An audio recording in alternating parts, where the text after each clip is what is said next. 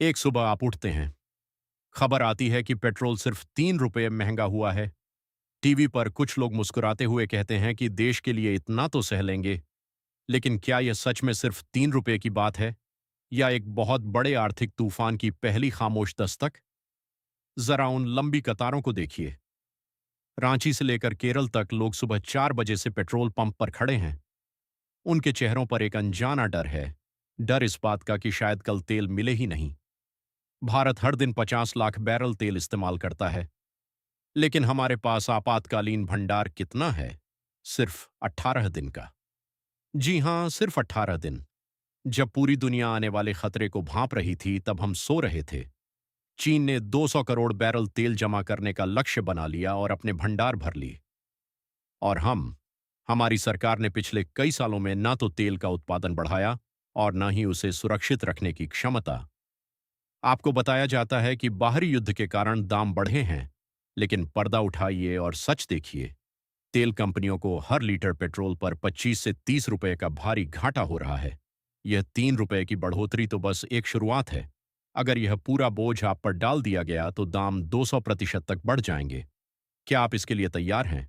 2018 से 2021 के बीच सरकार ने टैक्स के जरिए 8 लाख करोड़ रुपए कमाए। रूस से सस्ता तेल भी खरीदा गया, जिससे कंपनियों ने खूब मुनाफा कमाया। लेकिन क्या आपको एक भी रुपए की राहत मिली? नहीं।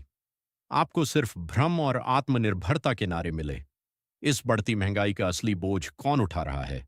वो आम आदमी और मिडिल क्लास, जिसका टैक्स में हिस्सा पिछले 10 सालों में 38% से बढ़कर 53% हो गया है, जबकि इसी दौरान बड़े कॉरपोरेट का टैक्स कम कर दिया गया। ये कोई साधारण संकट नहीं है, ये एक गहरी खाई है। आसमान में उड़ते जहाजों को देखिए। ईंधन के दाम बढ़ने से एयर इंडिया का घाटा 26,000 करोड़ पार कर चुका है। उड़ानें रद्द हो रही हैं।